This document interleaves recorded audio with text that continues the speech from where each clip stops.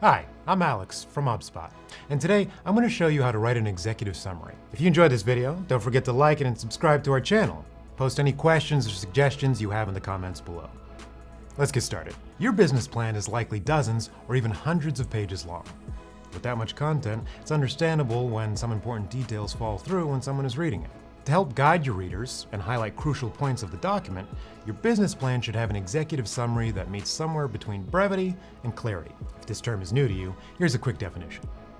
An executive summary is a brief overview at the beginning of your business plan intended to grab the reader's attention and summarize critical information regarding your company overview and upcoming short-term and long-term goals.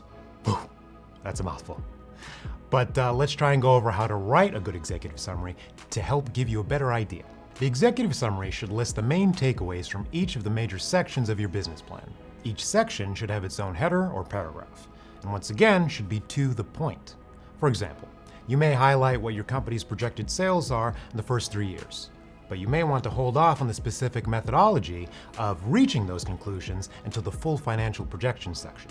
Additionally, if one section of a standard business plan doesn't carry much weight in your plan, say legal considerations, then there's no reason to bring it up in the summary. Remember, keep it to the areas you want people to remember after reading the full plan. Sections most executive summaries end up including are the mission statement, company history and leadership, competitive advantage overview, financial projections, and company goals. Lastly, a startup should never end an executive summary without making an ask, specifically pertaining to funding and capital. If you can include all that information in a page or two, you're ready to go with an A+ executive summary. Need some additional help getting your executive summary started?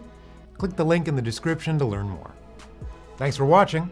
If you enjoyed this video, be sure to like it and subscribe. Let me know how your executive summary is going in the comments below.